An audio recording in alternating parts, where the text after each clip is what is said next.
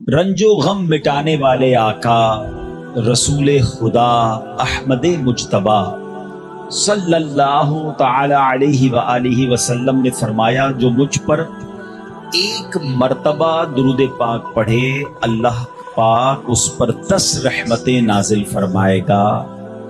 جو مجھ پر 10 بار درود پاک پڑھے رب کریم اس پر 100 رحمتیں نازل فرمائے گا، اور جو مجھ پر 100 مرتبہ درود پاک پڑھے اللہ پاک اس کی دونوں آنکھوں کے درمیان لکھ دے گا کہ یہ بندہ منافقت اور جہنم کی آگ سے آزاد ہے۔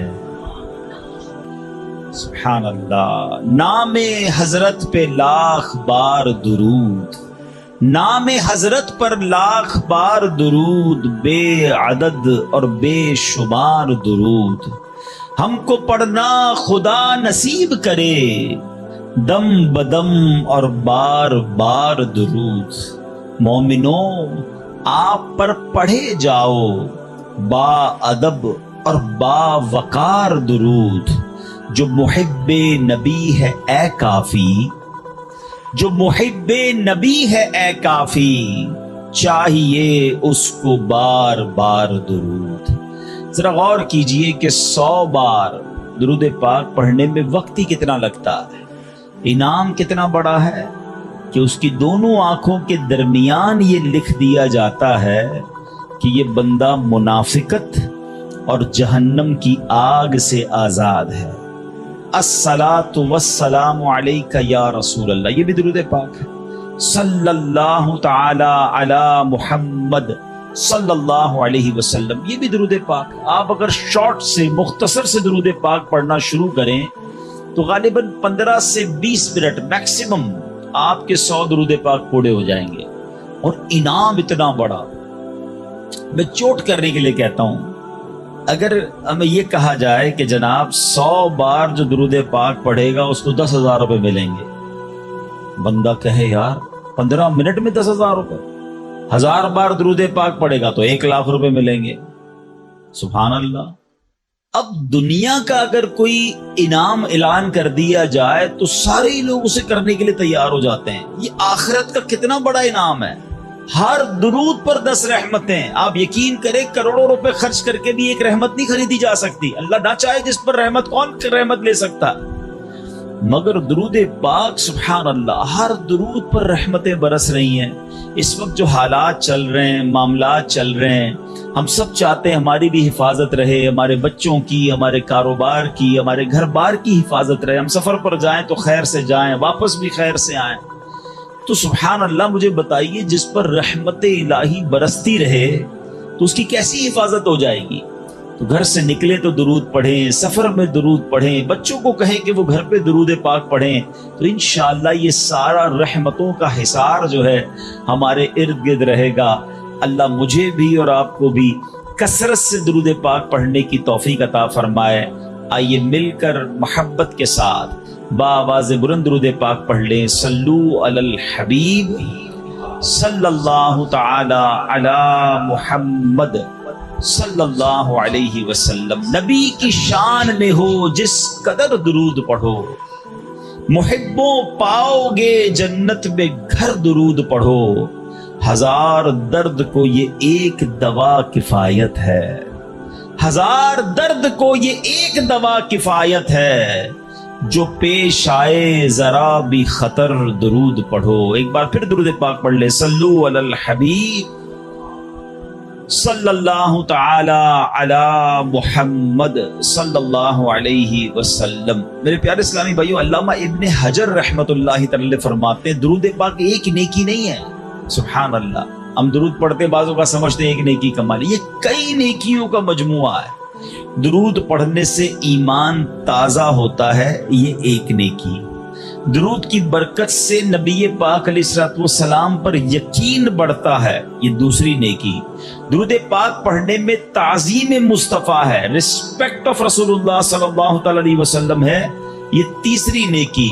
درود پاک پڑھنے سے آخرت پر ایمان پکا ہوتا ہے، یہ چوتھی نیکی۔ درود پاک میں نبی پاک علیہ الصلوۃ والسلام کے احسانات کا ذکر ہے، یہ پانچویں نیکی، اور درود پاک میں نیکوں کے سردار مکی مدنی تاجدار صلی اللہ تعالی علیہ وسلم کا ذکر ہے، اور نیکوں کے ذکر پر رحمت اترتی ہے، یہ چھٹی نیکی ہے۔ ہائے ہائے، نیکیوں کا انبار لگ جاتا ہے اگر بندہ درود پاک پڑھنے والا بن جائے۔ اللہ مجھے اور آپ کو کثرت سے درود پاک پڑھنے کی توفیق عطا فرمائے۔ ایک بار پھر درود پاک، صلو علی الحبیب صلی اللہ تعالی علی محمد صلی اللہ علیہ وسلم۔ ایک واقعہ بڑا مشہور واقعہ ہے اور قرآنی واقعہ ہے۔ ابراہیم علیہ الصلوۃ والسلام اس کی بات نہیں مانتے تھے، وہ اللہ وحدہ لا شریک کی بات کرتے تھے۔ نمرود خدائی کا دعویٰ کرتا تھا۔ بڑے طویل واقعات ہیں کہ کس طرح نمرود کے دربار میں رہ کر حضرت ابراہیم نے حق کی دعوت دی۔ نمرود نے کہا کہ میں خدا ہوں، تو آپ نے فرمایا خدا تو وہ ہے جو زندہ کرتا ہے۔ تو نمرود نے کیا کیا، ایک بندہ جس کو سزائے موت سنا دی گئی تھی اس کو جیل سے نکال کے رہا کر دیا، کہا دیکھو میں نے بھی زندہ کر دیا، اس کی تو موت لکھی ہوئی تھی نا، سزائے موت ہو گئی تھی، میں نے اس کو فارغ کر دیا۔ آپ نے فرمایا اللہ تو وہ ہے جو موت دیتا ہے، تو اس نے ایک عام بندے کو پکڑا اور اس کو قتل کا حکم دے دیا، اس کو مار دیا، کہا کہ موت تو میں بھی دیتا ہوں۔ حضرت ابراہیم علیہ السلام نے کہا کہ میرا رب وہ ہے جو مشرق سے سورج کو نکال کر مغرب میں طلوع کرتا ہے، اگر تو خدا ہے تو مغرب سے نکال کر دکھا۔ اب اس کے پاس کوئی جواب نہیں تھا، یہ کیسے کر سکتا ہے کوئی؟ تو بہرحال کمال کا جذبہ تھا، کمال کا یقین تھا اللہ وحدہ لا شریک پر، ایسا یقین، سبحان اللہ۔ اب جب نمرود نے دیکھا کہ کوئی بات یہ ماننے کے لیے تیار نہیں ہے، تو ان بدبختوں نے یہ فیصلہ کیا کہ حضرت ابراہیم علیہ السلام کو آگ میں ڈال دیا جائے۔ اچھا وہ کوئی نارمل آگ نہیں تھی، ایسی آگ نہیں تھی کہ لکڑیاں لگائیں اور جناب بندے کو ڈالنا ہے، ایک ایسی آگ تھی کہ جو اس وقت تک اتنی بڑی آگ لگائی نہیں گئی تھی، اور ایسی آگ تھی کہ کوئی پرندہ بھی اوپر سے گزرتا تھا تو وہ گزر نہیں پاتا، جل کے اس کے اندر کوئلہ بن جاتا تھا، اور حضرت ابراہیم علیہ السلام کو اس آگ میں پھینکا جانے لگا۔ دیکھیں آج بھی اگر کوئی جیل میں قید ہو نا، سزا سنا بھی دی گئی ہو، تو اس کو یقین ہوتا ہے کہ کوئی نہ کوئی راستہ نکل آئے گا، ضمانت ہو جائے گی۔ یہاں تک کہ سزائے موت کے قیدیوں کو بھی یقین ہوتا ہے کہ چلے کوئی نہ کوئی چانس ہوگا، کوئی سزا معاف ہو جائے گی، کوئی عمر قید میں تبدیلی ہو جائے گی۔ سنا ہے پاکستان کی جیلوں میں کئی سال سے لوگ ہیں سزائے موت کے قیدی ہیں، مگر ان کو سزائے موت نہیں ہو رہی، تو کوئی نہ کوئی یقین یا امید رہتی ہے۔ حضرت ابراہیم علیہ السلام کو آگ میں پھینک دیا گیا، اپنی طرف سے اچھال دیا گیا۔ جبریل امین آئے اور آ کر کہا کہ اے ابراہیم کوئی حاجت ہے تو بتائیں۔ حضرت ابراہیم علیہ السلام کہتے ہیں مجھے تم سے کوئی حاجت نہیں ہے۔ کہا پھر جس سے حاجت ہے اس کو بتا دینا، اللہ رب العالمین کی بارگاہ میں تو عرض کریں۔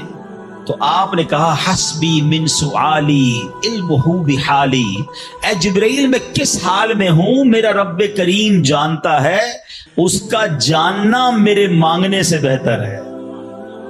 آپ یقین کا لیول تو دیکھیں نا، اللہ دیکھ رہا ہے نا، میرے مانگنے سے بہتر یہ کہ وہ جانتا ہے، اس نے دیکھا ہے، اسے معلوم ہے مجھے آگ میں ڈالا جا رہا ہے، اگر وہ راضی تو میں بھی راضی۔ پنجابی شاعر کہتے ہیں نا، جے سونا میرے دکھ وچ راضی میں سکھ نو چلے پاوا ہوں، اگر میرا مالک میرے دکھ میں راضی ہے تو میں نے سکھ کو کیا کرنا ہے۔ ایک ایسا یقین تھا، مگر اس یقین کا نتیجہ کیا نکلا کہ قرآن میں رب فرماتا ہے یا نار کونی بردا و سلاما علی ابراہیم۔ پھر آگ کو رب نے کیا حکم دیا، ذرا سمجھیے گا بات کو، اللہ کی قدرت کا کیسا نظارہ ہے اس واقعے میں۔ مجھے بتائیے آگ کا کام کیا ہے؟ آگ کا کام تو جلانا ہی ہے نا، عقل بھی کہتی ہے، سائنس بھی کہتی ہے، تجربہ بھی کہتا ہے، جب بھی آگ ہے کوئی چیز ڈالو جلی جاتی ہے، مگر اسی آگ کو رب نے کیا حکم دیا، اے آگ ابراہیم پر ٹھنڈی اور سلامتی والی ہو جا۔ اللہ اکبر۔ حضرت ابراہیم کا ایمان ایسا تھا، یقین ایسا تھا کہ اتنی بڑی آگ جو ہے حضرت ابراہیم کے لیے گلزار بن جاتی ہے، باغ بن جاتی ہے۔ اچھا پھر ہوا کیا کہ نمرود جو ہے کچھ دنوں کے بعد، ایسا نہیں فوراً، کچھ دنوں تک آگ جلتی رہی، حضرت ابراہیم اس میں ڈالے جا چکے تھے۔ نمرود نے سوچا دیکھوں تو صحیح کہ ابراہیم کا حال کیا ہوا ہے۔ وہ اپنے محل کی چھت پر چڑھ گیا اور چھت پر چڑھنے کے بعد اس نے آگ کی طرف دیکھا. وہ حیران ہو گیا کہ حضرت ابراہیم اس اتنی بڑی آگ میں ایسے بیٹھے ہوئے ہیں جیسے بندہ باغ میں بیٹھا ہوتا ہے. بالکل اس آگ نے کوئی بال بھی بیکا نہیں کیا. حضرت ابراہیم چند منٹوں یا چند گھنٹوں میں نہیں رہے. تفاسیر میں لکھا کہ حضرت ابراہیم علیہ السلام اس آگ میں ایک روایت کے مطابق 7 دن اور ایک روایت کے مطابق 40 دن اس آگ میں رہے. مگر جب آپ باہر آتے ہیں تو آگ کی نے کوئی اثر آپ پر نہیں ڈالا. اللہ اکبر. اچھا پھر اس نے کیا کیا؟ نمرود نے یہ کیا کہ ہو سکتا ہے یہ آگ کی جو نا یہ کیٹیگری ٹھیک نہیں ہے, یہ آگ جلانے والی آگ نہیں ہے. تو نمرود نے پریکٹیکل کرنے کے لیے ایک اور بندے کو اس آگ میں ڈال دیا. حضرت ابراہیم اس آگ میں موجود ہیں اور بڑے نارمل طریقے سے بیٹھے ہوئے ہیں, آگ جل رہی ہے. تو نمرود نے ایک اور شخص کو آگ میں ڈالا. جیسے ہی وہ بندے کو آگ میں ڈالا, اس آگ نے اس بندے کو جلا کر راکھ کر دیا. یعنی اس آگ کا کام جلانا تھا, مگر میرا رب جس کے لیے چاہے وہ آگ گلزار بن سکتی ہے. اللہ اکبر. آپ علیہ الصلوۃ والسلام کا جب یہ معجزہ لوگوں نے دیکھا تو کئی لوگ کلمہ پڑھ کر مسلمان ہو گئے. مگر نمرود کے نصیب میں ایمان نہیں تھا. لیکن اس واقعے سے سیکھنے کو کیا ملا؟ یقین, بلیف, اللہ پر بھروسہ. اور اگر رب پر بھروسہ ہونا تو ایسے کام آج بھی اپنی آنکھوں سے ہم دیکھ سکتے ہیں. ہاں, شاعر مشرق کہتے ہیں نا, اگر آج بھی ہو ابراہیم سا ایمان پیدا, there is only one condition, ایمان وہ چاہیے, یقین وہ چاہیے. اگر آج بھی ہو کیسا ایمان؟ ابراہیم سا ایمان پیدا. آگ کر سکتی ہے انداز گلستان پیدا. آج بھی غموں کی آگ باغ بنے گی, آج بھی آپ کی مشکلوں کی آگ باغ بنے گی. مگر پرابلم یہ کہ یہ بھروسہ کہاں ہے, وہ یقین کہاں ہے اللہ پر؟ ڈگمگا گئے ہم لوگ, ہمارے یقین اور بھروسے ہل گئے ہیں. اللہ اکبر. آئیے ایک اور واقعہ سنتے ہیں. حضرت ابو مسلم خولانی رحمت اللہ تعالی علیہ, ان کو امت کا حکیم کہا جاتا تھا. بڑے کمال کی شخصیت اور بڑے عقل مند اور دانا تھے. آپ کے دور میں, آپ یمن میں رہتے تھے اور آپ تابعی بزرگ ہیں. تابعی کس کو کہتے ہیں؟ جس نے کسی صحابی کو ایمان کی حالت میں دیکھا ہو اور اس کا خاتمہ بھی ایمان پر ہی ہوا ہو. تابعی, سبحان اللہ, وہ تابعی بزرگ تھے, یمن میں رہتے تھے. آپ کے دور میں ایک شخص تھا اسود انسی. اس بندے نے معاذ اللہ نبوت کا جھوٹا دعویٰ کر دیا اور ایک دن زبردستی آپ کو اپنے پاس بلایا اور پوچھا کہ کیا تم گواہی دیتے ہو کہ محمد صلی اللہ تعالی علیہ وسلم اللہ کے رسول ہیں؟ کہا ہاں بالکل, میرے آقا علیہ السلام اللہ کے نبی ہیں, سچے نبی ہیں, وہ میرے آقا ہیں, رنج و غم مٹانے والے آقا رسول خدا احمد مجتبی صلی اللہ تعالی علیہ وآلہ وسلم نے فرمایا جو مجھ پر ایک مرتبہ درود پاک پڑھے اللہ پاک اس پر 10 رحمتیں نازل فرمائے گا. جو مجھ پر 10 بار درود پاک پڑھے رب کریم اس پر 100 رحمتیں نازل فرمائے گا. اور جو مجھ پر 100 مرتبہ درود پاک پڑھے اللہ پاک اس کی دونوں آنکھوں کے درمیان لکھ دے گا کہ یہ بندہ منافقت اور جہنم کی آگ سے آزاد ہے. سبحان اللہ. نام حضرت پہ لاکھ بار درود, نام حضرت پر لاکھ بار درود, بے عدد اور بے شمار درود. ہم کو پڑھنا خدا نصیب کرے دم بدم اور بار بار درود. مومنوں آپ پر پڑھے جاؤ با ادب اور با وقار درود. جو محب نبی ہے اے کافی, جو محب نبی ہے اے کافی, چاہیے اس کو بار بار درود. ذرا غور کیجئے کہ 100 بار درود پاک پڑھنے میں وقت ہی کتنا لگتا ہے, انعام کتنا بڑا ہے کہ اس کی دونوں آنکھوں کے درمیان یہ لکھ دیا جاتا ہے کہ یہ بندہ منافقت اور جہنم کی آگ سے آزاد ہے۔ الصلاۃ والسلام علیک یا رسول اللہ، یہ بھی درود پاک ہے۔ صلی اللہ تعالی علی محمد صلی اللہ علیہ وسلم، یہ بھی درود پاک۔ آپ اگر شارٹ سے مختصر سے درود پاک پڑھنا شروع کریں تو غالباً 15 سے 20 منٹ میکسیمم آپ کے 100 درود پاک پورے ہو جائیں گے، اور انعام اتنا بڑا۔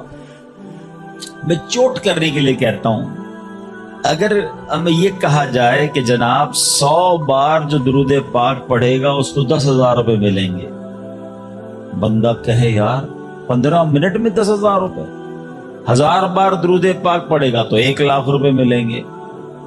سبحان اللہ۔ اب دنیا کا اگر کوئی انعام اعلان کر دیا جائے تو سارے لوگ اسے کرنے کے لیے تیار ہو جاتے ہیں۔ یہ آخرت کا کتنا بڑا انعام ہے، ہر درود پر 10 رحمتیں۔ آپ یقین کریں کروڑوں روپے خرچ کر کے بھی ایک رحمت نہیں خریدی جا سکتی، اللہ نہ چاہے جس پر رحمت، کون رحمت لے سکتا، مگر درود پاک سبحان اللہ ہر درود پر رحمتیں برس رہی ہیں۔ اس وقت جو حالات چل رہے ہیں، معاملات چل رہے ہیں، ہم سب چاہتے ہیں ہماری بھی حفاظت رہے، ہمارے بچوں کی، ہمارے کاروبار کی، ہمارے گھر بار کی حفاظت رہے، ہم سفر پر جائیں تو خیر سے جائیں، واپس بھی خیر سے آئیں۔ تو سبحان اللہ مجھے بتائیے جس پر رحمت الہی برستی رہے تو اس کی کیسی حفاظت ہو جائے گی؟ تو گھر سے نکلے تو درود پڑھیں، سفر میں درود پڑھیں، بچوں کو کہیں کہ وہ گھر پہ درود پاک پڑھیں، تو انشاءاللہ یہ سارا رحمتوں کا حصار جو ہے ہمارے ارد گرد رہے گا۔ اللہ مجھے بھی اور آپ کو بھی کثرت سے درود پاک پڑھنے کی توفیق عطا فرمائے۔ آئیے مل کر محبت کے ساتھ بآواز بلند درود پاک پڑھ لیں۔ صلو علی الحبیب صلی اللہ تعالی علی محمد صلی اللہ علیہ وسلم۔ نبی کی شان میں ہو جس قدر درود پڑھو، محبوں پاؤ گے جنت میں گھر درود پڑھو، 1000 درد کو یہ ایک دوا کفایت ہے، 1000 درد کو یہ ایک دوا کفایت ہے، جو پیش آئے ذرا بھی خطر درود پڑھو،